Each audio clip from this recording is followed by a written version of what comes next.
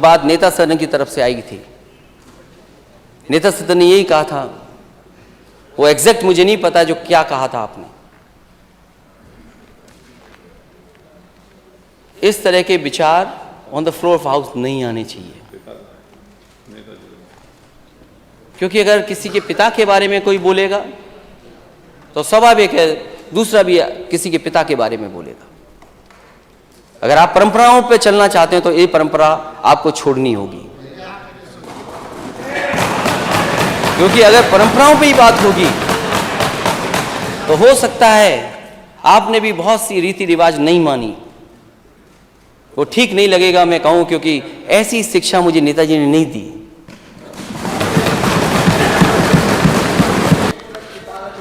इसलिए अध्यक्ष महोदय, अगर हम धार्मिक परंपराएं मानते हैं और रीति रिवाज को मानते हैं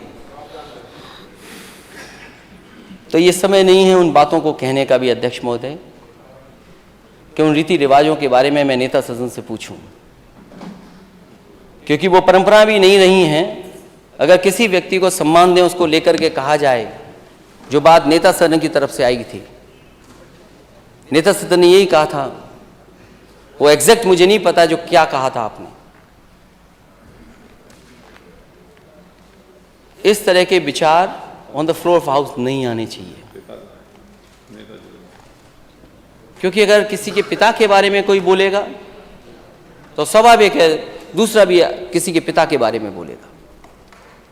अगर आप परंपराओं पे चलना चाहते हैं तो ये परंपरा आपको छोड़नी होगी, क्योंकि अगर परंपराओं पे ही बात होगी तो हो सकता है आपने भी बहुत सी रीति रिवाज नहीं मानी, वो ठीक नहीं लगेगा मैं कहूं, क्योंकि ऐसी शिक्षा मुझे नेताजी ने नहीं दी। और मैं मिलिट्री स्कूल में पढ़ा हूं, मिलिट्री स्कूल में ना, लेकिन अब फिर भी नेता अध्यक्ष महोदय फिर भी वो आवश्यक नहीं मान रहा है। कोई आवश्यक बहुत बोलना आवश्यक हो तो बोलिए। इसलिए बहुत अध्यक्ष महोदय, ये जो बजट है ये केवल मैंने जो तस्वीर दिखाई थी एमओयू हवा में है, एमओयू हवा में है।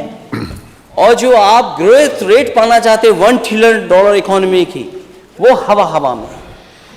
6 साल जिसने ऐसे ही काट दिए हों, वो 4 साल में कैसे हमारे उत्तर प्रदेश की $1 ट्रिलियन इकोनॉमी ले पाएगी। और इस बजट ने पूरे उत्तर प्रदेश के किसान और खासकर नौजवानों को निराश किया है।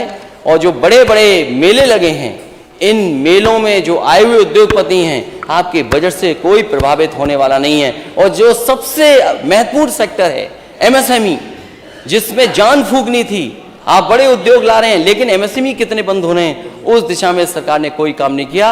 ये बजट दिशाहीन है। ये बजट उत्तर प्रदेश को $1 ट्रिलियन इकोनॉमी की तरफ नहीं ले जा सकता। प्रदेश को कहां ले जा रहे हैं आप?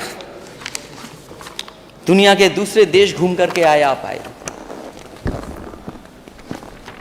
दुनिया के दूसरे देश। और मैंने अपने स्पीच में कहा था कि जिन जिन देशों को देख करके आप आए हैं, क्या उन देशों में कहीं भी एक जगह आपको सड़कों पर छोटा जानवर घूम रहे दिखते हों?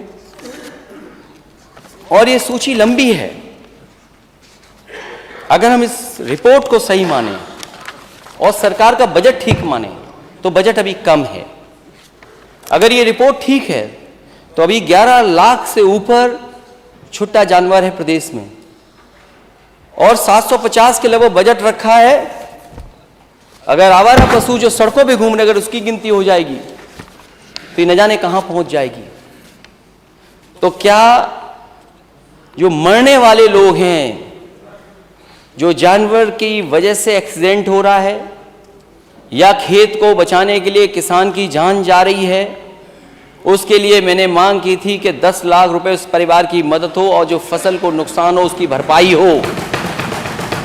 और मैं उसकी पूरी सूची जो हमारे पास अभी हुई है, और मैं अपने माननीय सदस्यों से कहूंगा कि मैं तो हासिल कर पाया हूं 2 दिन के अंदर 13 + 8 21 हो गए, और इसमें लंबी सूची है, इसको मैं टेबल करना चाहता हूं अध्यक्ष महोदय, कम से कम ये सरकार देखे और मैं लंबी सूची दे करके और आपको अपडेट कराऊंगा। ये फैजाबाद की है, आपकी सूची फैजाबाद की है, और ये दोनों रिपोर्ट्स एक इंडिया टुडे की है और एक जो प्राइवेट संस्था जिसके आंकड़े मैंने बोला था वो रिपोर्ट है, मैं टेबल करूंगा अभी आपको। जब ये सरकार बजट ही नहीं खर्च कर पा रही है तो रोडवेज क्या ठीक होंगे, जहां पर करोड़ों लोग चलते हैं। शिक्षा व्यवस्था में अगर डीबीटी कर रहे हैं आप, तो क्या बच्चों को ड्रेस मिल गई, मोजे मिल गए, स्वेटर जूते क्या मिल पा रहे हैं उनको? और किताबें तो अभी तो बहुत सी जगह पहुंची नहीं हैं। में गई थी, रद्दी में बिकवा था।